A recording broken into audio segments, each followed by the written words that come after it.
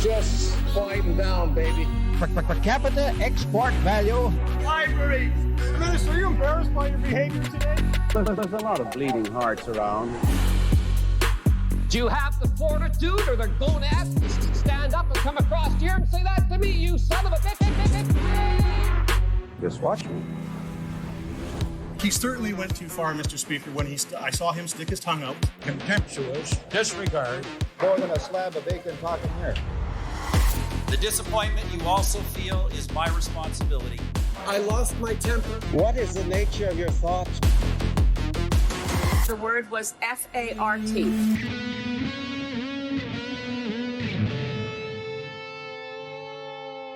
Fucking coffee. Welcome to Canadian Politics is Boring. I'm Jesse Harley, and with me is the incredibly sweaty Rhys Waters. Woo! Hi, Rhys. Hi, everyone. How are you? Rhys is very excited. It's always happy to be here. The Canadian Politics is Boring, the show for people who hate politics and care about things and big stuff and all the other stuff. It's good to be back. Not that we went away for long. I don't know why I said that. We've been here the whole time. I want to go straight to the STD zone with a very cute story. You always want to go straight to the STD zone, you sick Welsh bastard. Where I belong. Dementia zone. We're not talking about sexually transmitted diseases. If you do have a sexually transmitted disease, call the doctor or at least take a picture of what. No, don't stop. No, it's just, I don't know where you're going with that thought, but I'm quashing that right now. Don't take a picture. They have our email address. I don't want them to associate the two. Post on Reddit for advice. Don't send it to us. Oh, Reddit. I don't want to or need to see it. It's fine. Right. So, my STD zone, funny little story. So, huge amounts of bear activity in my area. Tons of bears, so much to the point now that I see more bears than I do blue jays in the forest we're living in. And the Department of Natural Resources has started putting these signs up around the neighborhood. Saying, beware of the bears? No, it's just like, this is a bear. This is what you need to do to avoid them. And this is a bear. They put up signs instructing you what a bear looks like. There's a picture saying, hey, there's bear activity in this area. And my youngest, who's 5, my wife was walking him down to get on the big yellow bus. And he saw the sign. It takes him away for a day. We don't know where it takes them, but we know we get a nice little break for a little while. Just comes back slightly hungry and tired. And that's fine. So... and his lunch is gone. I don't know if he's eaten it, but it's not there. Maybe he's off with the bears. So he walks down there. He sees this sign with a picture of the bear on, and he says to my wife, "Oh, somebody's lost their bear." How old is he? He's 5. That's adorable. Most things I've ever heard in my life. So. Somebody's lost their bear.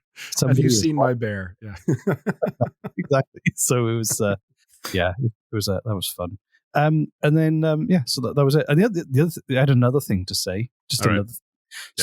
We did an episode called the city that ended homelessness. Yeah, it was a very, very cool episode. I like that one. One thing we didn't talk about was the fact that, and this was from Tom Whitten, who is running for election as a school board trustee in BC, and he wanted to stop. He commented on one of the posts. So I was chatting to him through like a messaging service, and he was basically saying, "Hey, you forgot to say that this is a conservative city," and it made me think. I was like, "Wow, that's a really good point," because what seems like a really progressive housing policy was done by a city that is traditionally conservative, and I thought that was a really good point.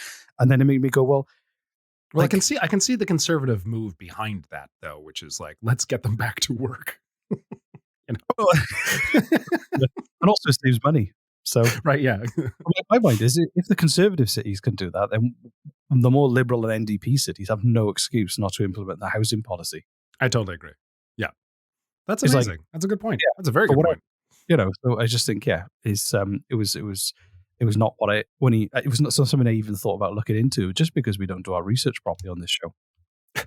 But thanks, Tom. You don't do your research properly. I don't do any research at all, Rhys. Exactly. We just Thanks, show Tom. up caffeinated and ready to whatever the fuck this is called. Okay. So this episode is You called. didn't even ask me what I'm doing or what I've been up to. Just like I know what you've been doing. Every time I call you, you're kayaking. that's true. That's exactly Your what life, it is. your life is one big tourism advert. It's weird. It's honestly, dear listener, it's been weird. Like I actually mentioned this to Rhys yesterday because like whenever I'm out kayaking, and I'm not kayaking every hour of the day, I'll go kayaking for like an hour, a few times a week. But whenever I am kayaking, Rhys calls me. It's weird. It's a weird coincidental timing thing. And I told him that yesterday, like maybe 2 minutes in the water, he calls me. I'm like, what the fuck? Do you have cameras? Are you watching me? What's going on? I just want to tell you a little cute little quick cute thing with my life. Telling you about. What Okay, happened? so like I was out in the water. It's like in the ocean, but not like deep ocean. It's like, harbors and inlets and stuff like that. And I'm looking at Google Maps to see like, where am I? I was like, oh, there's a couple islands nearby, little tiny islands. And I'm like, wait a minute, I've swam past there. Not swam, sorry, Jesus.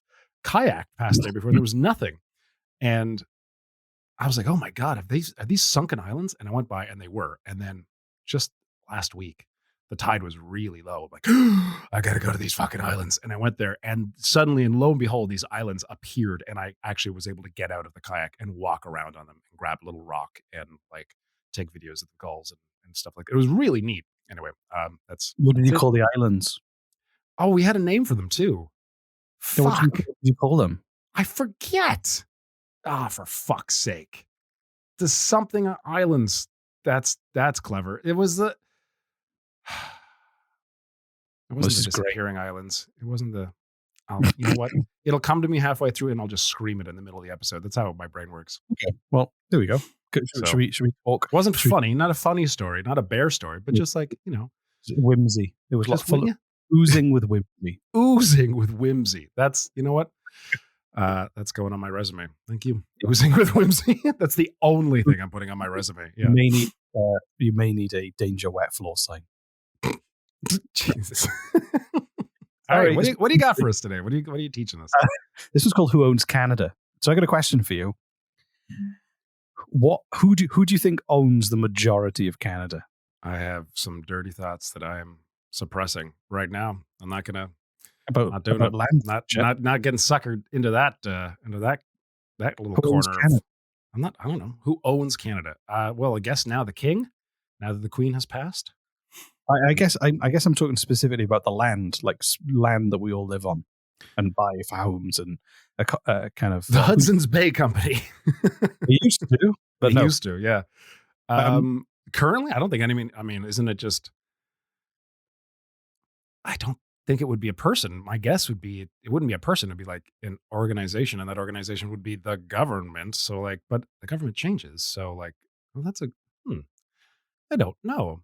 Because it's the second largest country in the world, pretty big.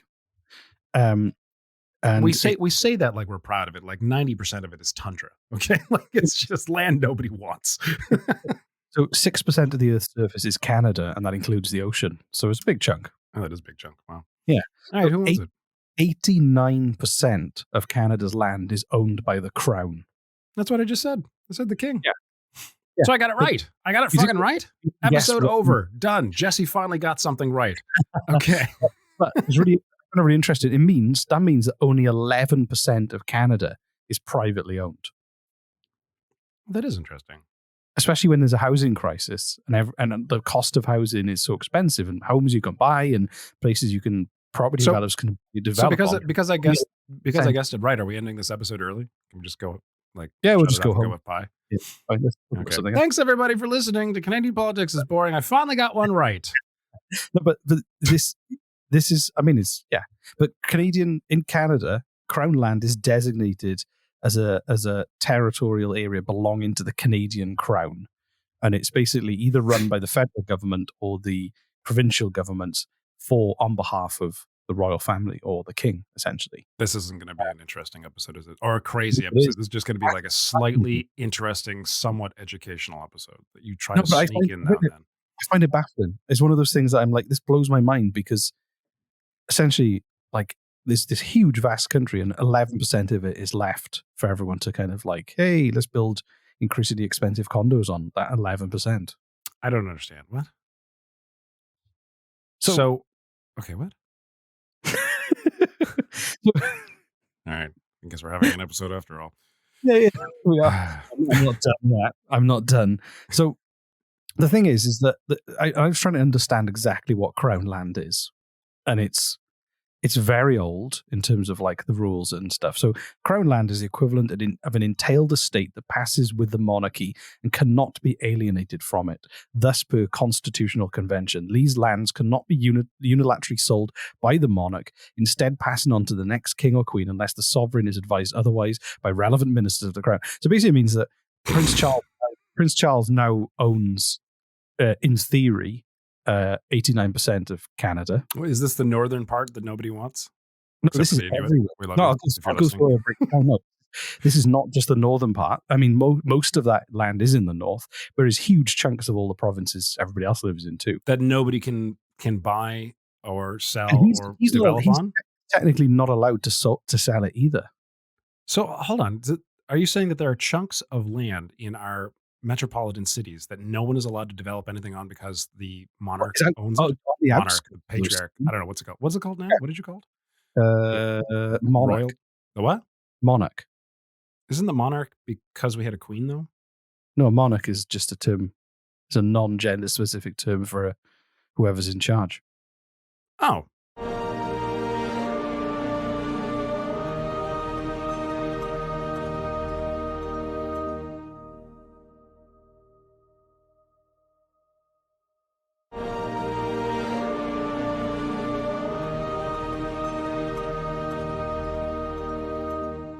Think about it. A lot of this Crown Land has got oil, gas, all those other things.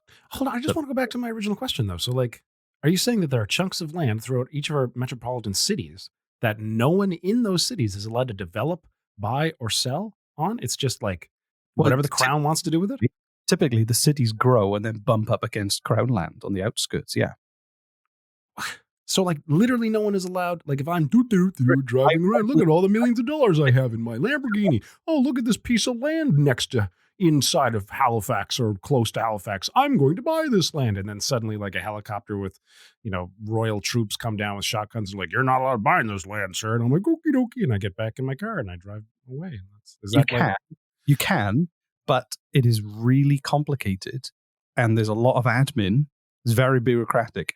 And also, you can only buy it for specific reasons. So to buy Crown Land, you must be authorized by the minister or cabinet under the Crown Lands Act. So you've literally got to go to like top level government to sign off when you're buying it. And other acts such as the Beaches and Foreshores Act, no idea what that is.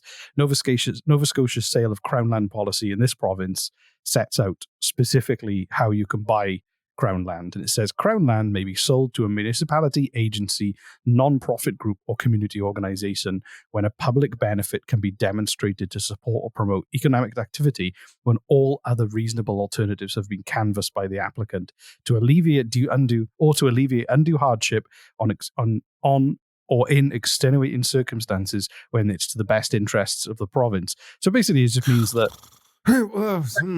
So oh God, sorry, were you talking? Oh my God, yeah. Well, sorry, I fell asleep there for a minute. What the hell? It's almost as if you were reading a legal document on our podcast. It was almost like that's what it sounded like for a second. But this is supposed to be Canadian people's lands, and you've got this really inaccessible, very ambiguous. You have to be a certain organization or a certain kind of place to actually buy it. So 89% of it is off limits unless you're buying it as a government or a big organization, essentially. That is all right. It's interesting. I'll give you that. And I didn't know that before. So here you are once again, fucking educating me. And also the most of about my own country. Yeah, there we go. You're right. Most of the profits that those provinces make and the country make is from the exploitation of natural resources in Crown lands. Okay, such as oil, login, like gold, diamonds. Do they put the profits that they make from this back into Canada? So people buy like licenses or rent the right to kind of go and access those things, and a certain percentage of it does go back to the government as income and like profit for the province or the federal territory that is running. But you're saying that the majority of the profit made on these lands goes back to what? Britain? No. It does stay within Canada, but what it means is you've got these huge chunks, 89% of the country that is owned by the king. The king can't sell them unless it's under these really specific circumstances, and people can exploit that land under very specific licenses from the government, and in return they pay money to. So I guess what it means is like it's all fenced off from most Canadians, if you know what I mean. A lot of that land is just remote and distant, and unless you're there to extract things from the ground, there's no real. It's not kind of this big open plains and like these huge forests and vast wilderness, but it's very restricted how it can be kind of accessed and used in that sense. Wow. Okay. So it's not really accessible to your average Canadian to do stuff, if you know what I mean. I mean, not a lot going on in most of Canada anyway. It's just like I guess I just find it's a really weird thing to. Not that I think they should flatten it all and like build a big theme park. Like I'm not for that. It's just a shame that. It's just I mean, that would be a fucking amazing. Are you kidding me? Like, I want to do Tundra Land. I want to do like a Walt Disney and build like a city of the future somewhere on Crown Land, and I don't think they'd let me. Up north.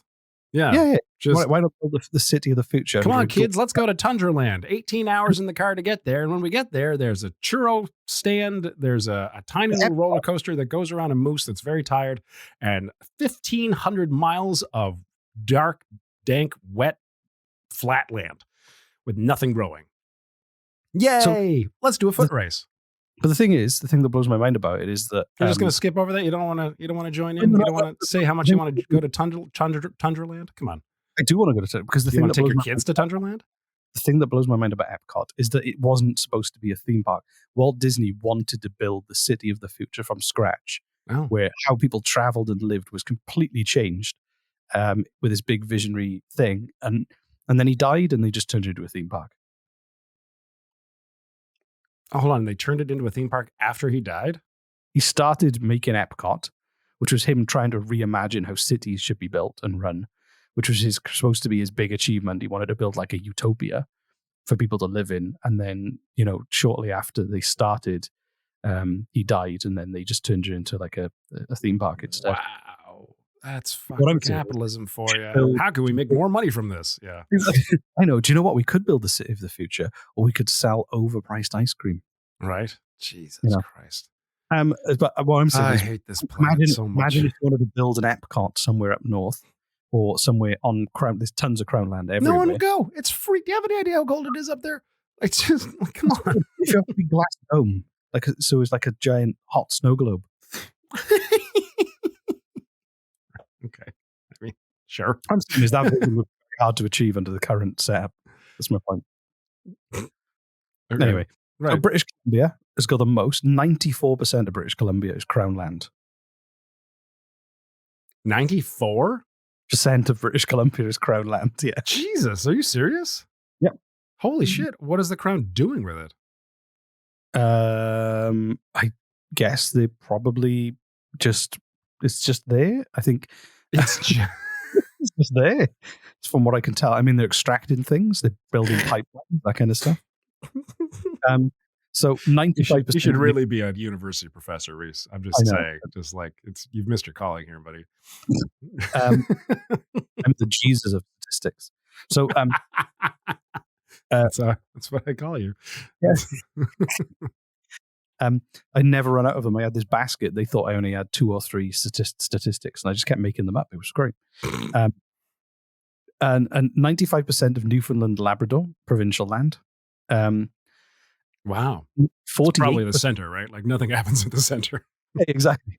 98% of New Brunswick. 48% of New Brunswick. I'm allowed saying that I'm part Newfoundlander. I lived there for a little while when I was a teen. I guess I'm not part. Well, my heritage, a lot of my previous generations. My mother's side lived in Newfoundland, and then I believe Scotland and or Ireland. My There we go. A little run through of Jesse's heritage there. I lived in Bonavista, Newfoundland when I was a teenager. That is, if anybody is listening to this from Bonavista, and God, that'd be cool. That'd be really cool if anyone was listening to from Bonavista, Newfoundland. Please let us know if you're actually from Bonavista and listening to this or have been listening to our show. I would love to hear that. Just give us a shout. I'm sure you know how. I only know Bonavista because they named a Nissan X Trail after it. All right. Yeah. Sure. Special edition of a Nissan XP in the early 2000s. Okay. Anyway, please tell me more.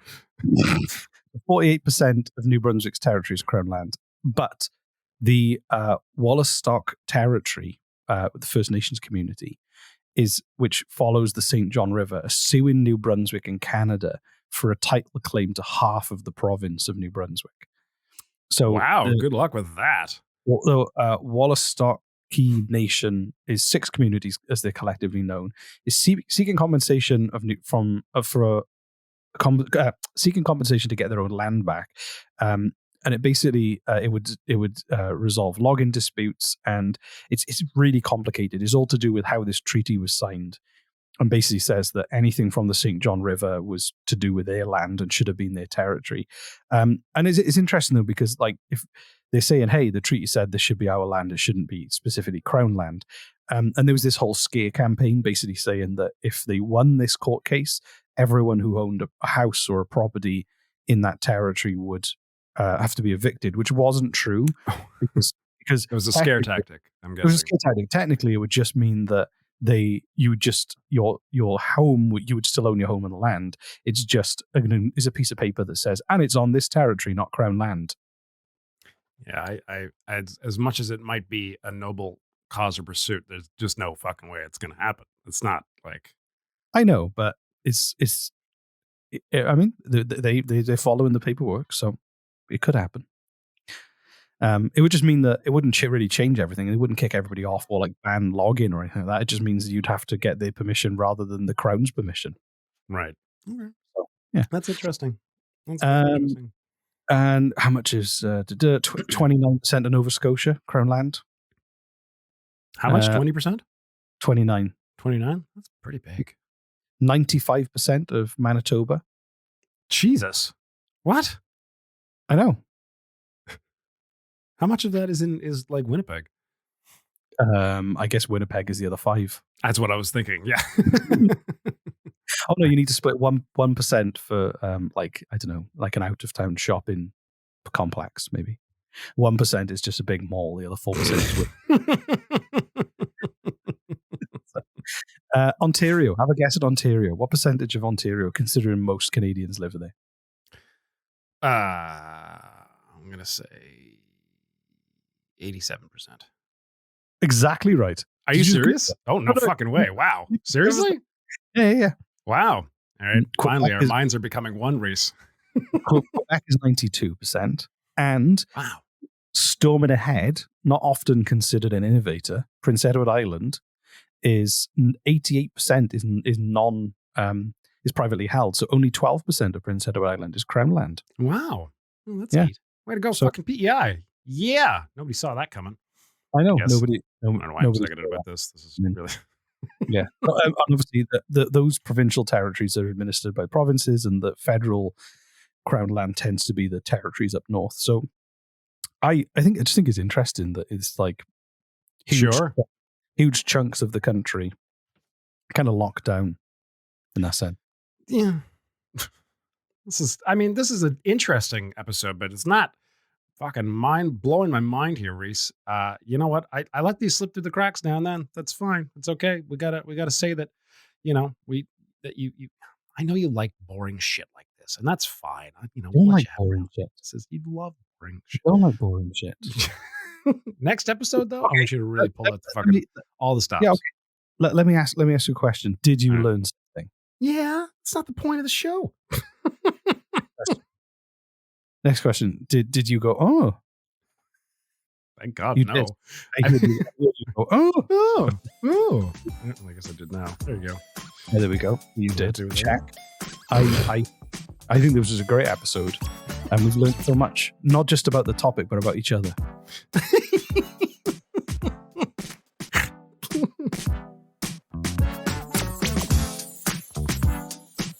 If you liked this episode and you thought it was interesting and you learned about it, and this is all new to me, mine. I'm sure there's a bunch of people who go, why did he say that? That's a load of bullshit. This is all new to me. Yeah. I mean, it's new to me too. Just you find it far more interesting than I do. So they won't let me build my own version of Epcot. That's all you need to know. Tundraland. Yeah, exactly. Tundraland, where everything is 3 times the price. But you feel the fun twice as hard. Is that an appropriate tagline? You feel the fun twice as hard. All right. Yeah. I feel like that's... The fun's so hard you'll ache the next day. That's a porn title. It's not title, but like Tundraland. Slogan? Are there slogans on porn titles?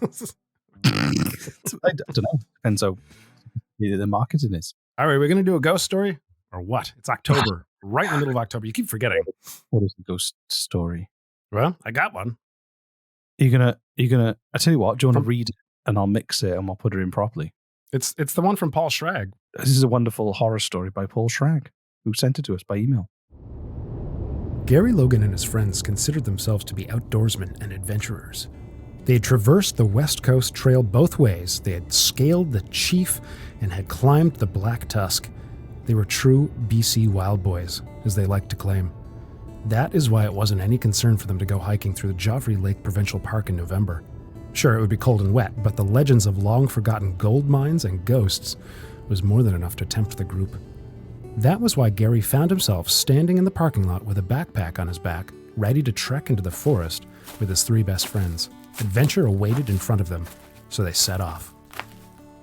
The journey started off as well as expected. Gary's best friend Jordan was doing his typical Jordan thing of singing aqua songs off-key and at the top of his lungs to see how long the others could handle it. Jordan was a hulking figure of a man. Standing at 6'5" with a big beard and flannel shirt on, he looked like he had just stepped off the cover of Lumberjacks Weekly. This made the singing all the more cringy. Beside Jordan were their other 2 compatriots, Pete McClonsky and Pete Stills, or as everyone commonly referred to them as, the Petes, or Merry and Pippin, since they were the real-life versions of the Lord of the Rings characters. They were so inseparable that Pete Stills had dated a girl in college who actually thought that his full name was Pete and Pete. The guys still got a lot of laughs out of that one.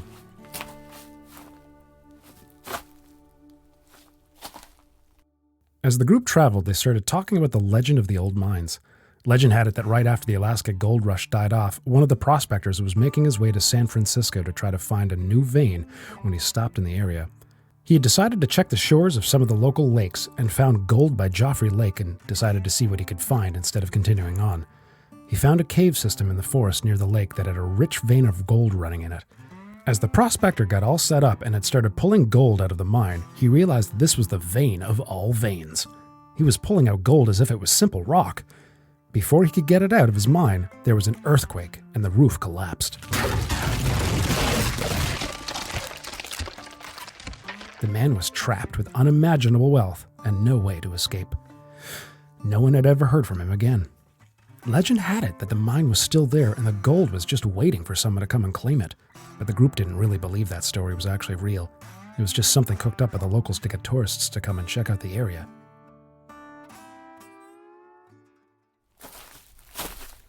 The boys made it to the lake by noon, and even though it was a bit chilly, they were still in high spirits. They stopped for lunch and spirits were still high. They continued on. Not long after lunch, as they were traveling along the bank of the lake, Pete S. stepped wrong on a rock and rolled his ankle. It wasn't so bad that they thought about turning back, but it was tender enough that he needed to go a bit slower. The group decided at that point that Gary and Jordan would continue on and try to find a good place to camp for the night, while Pete and Pete came along at a slower pace. This would give Pete S. a chance to rest his ankle and wrap it up a bit. Gary and Jordan left and continued on. An hour later, as they were walking, they noticed the sky start to cloud over. But that was not a problem. They could just find a nice camping place in the forest. The boys decided it was time to head into the woods, so Jordan pulled a roll of marker tape and paper and then scrawled a quick note saying, "We've headed into the forest to set up camp. Enter the forest here and follow the markers." With that, they affixed the note to a tree and headed into the forest. The temperature was dropping and the weather was turning. Soon flakes of snow could be seen falling through the trees. Both Gary and Jordan realized they needed to get to a campsite soon and a fire going, or things would be very uncomfortable. They decided to split up for 30 minutes and head in opposite directions and then come back. That was smarter than fuck. Gary set out, and the weather started to get worse. 20 minutes after he and Jordan had separated, the weather had completely deteriorated. Snow was falling all around and the wind was whipping through the trees. It was cold. Gary started looking for anywhere he could hunker down. As he shielded his face and continued forward, he heard what sounded like a voice up ahead. A low, raspy call came out. "You over there! What are you doing out in this weather?"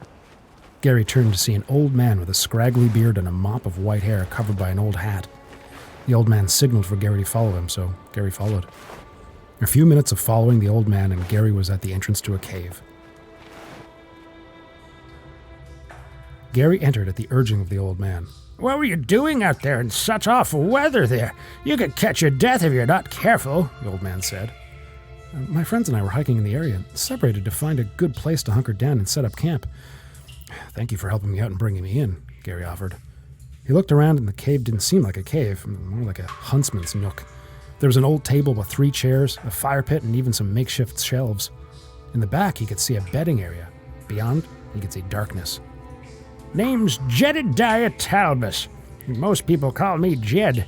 This here's my little getaway," said Jed. Gary responded, "Name's Gary. Again, thank you. Nice little place you've got here. What's down there?" Jed looked back to the dark area.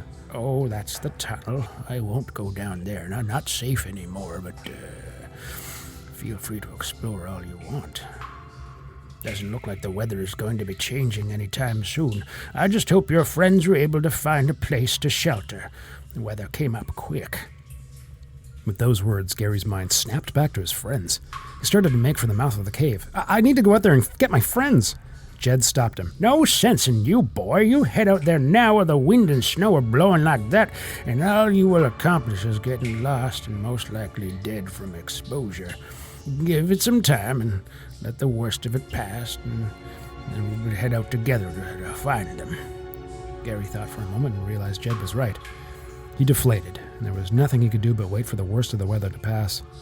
With that, he turned to the tunnel.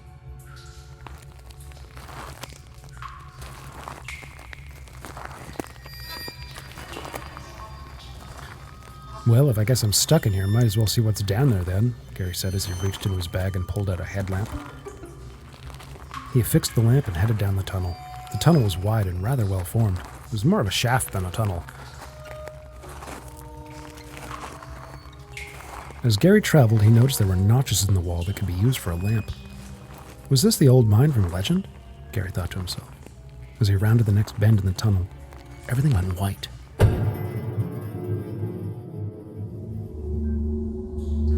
Gary woke to Jed's face looking at him. "You took a bad knock to the noggin there. Good thing I heard. Seems a rock fell from the ceiling and dropped on your head and conked you clean out," Jed said. "How long have I been out?" Gary said groggily. "Oh, a good long while, and I don't have a watch, so it's hard to say. The weather's passed, if you were wondering, though," Jed said. Gary's mind honed in on that fact. He had to go find his friends. Thank you, Jed. I have to go. I need to find my friends," Gary said as he stood upright. He had a splitting headache, but he wasn't going to let that stop him. Give me a few minutes to get my things and my walking stick, and I'll join you," Jed said. "No time," Gary stammered, and he bolted out of the cave. Gary started moving through the forest. It was the early hours of the morning. The sun was just starting to crest the horizon, and Gary was at a decent jog. As he moved, he called out each of his friends' names. There was no response. Finally, Gary reached the lake. There was still no sign of his friends, so he kept on going. Gary ran until he reached the parking lot again, but he couldn't find his friends. When he got there, the car was gone. Hopefully, this meant his friends had gotten back to the car and gone to go get help. At the other end of the parking lot, it looked like a larger group of people setting out in the park. They looked to be a search and rescue team. Maybe the storm was worse than he thought. He ran to join up with the team to hear the last few words before the party set off. A ranger said, "Not sure how many may be out there, but we can confirm there are at least 2 out in the woods, a man and a woman. Keep an eye out." With that, the group started to move. Gary overheard a woman talking with one of her companions. "It's a shame they were out here like this. I hope we find them, especially since it's the 5-year anniversary of the Joffrey Lake 4. Gary wanted to ask them what the Joffrey Lake 4 were, but before he had the chance to, the group was off. They had to be out there looking for someone else besides Jordan or the Peets. As they traveled, conversations were left to a bare minimum so that people could call out clearly. The call was the same for everyone. "Hello! Is anyone out there? If you can hear me, follow my voice!" The group was spread out every 5 yards as they traveled. The group traveled through the day, not stopping. Eventually, they found the woman. She was huddled to a tree, half frozen. She told the ranger that her boyfriend had gone into the woods looking for shelter for them and left her with the supplies. They were looking for the Legend of the Lost Four. The ranger sent the woman back with a small detachment of the search party to get help. She was able to walk and would make a recovery. The remaining search party members turned and headed into the woods. They looked familiar to Gary.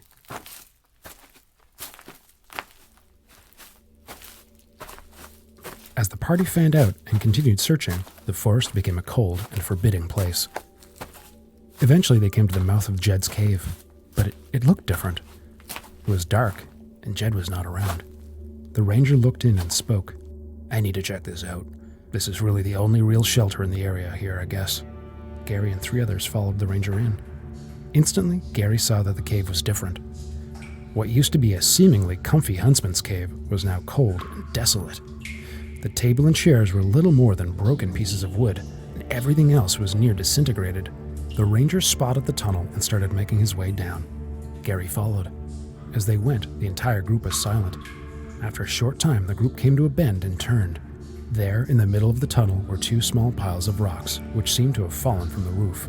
At the base of each pile was a skeletal body. Tattered clothing still hanging to the bones. The ranger knelt down carefully and fished around in the clothing. A second search party member searched the body. The search party member found a crumpled up piece of paper. As he opened it, he found it was a mining land deed made out to one Jedediah Talbus. At the same time, the ranger found a wallet. In the wallet, there was a driver's license that read, Gary Logan. The ranger closed the wallet and said to the group, "Well, we just found out what happened to the last of the Lost Four. Looks like no one survived that storm." That story was by Paul Schrag. I was going to ask if it was a true story when I was first started reading it, but I'm gonna take a guess that it's not. Not a true story. It's a good one though. What'd you think of that, Rhys? It was good. It's almost Halloween and I've already shit myself. So if you'd like to send us a ghost story to read on the show, email us at CanadianPoliticsIsBoring@gmail.com or find us on any of the social media. Just pretend that we're an ex of yours and you're a stalker. And I mean, you can find us if you really dig. Let's be honest. yay. All right. I'm looking forward to next episode, Rhys, where you're going to blow my fucking mind. Yes. It's the only thing I'm blowing. Anyway, bye. Jesus Christ. Bye. Bye. I'm just going to stop.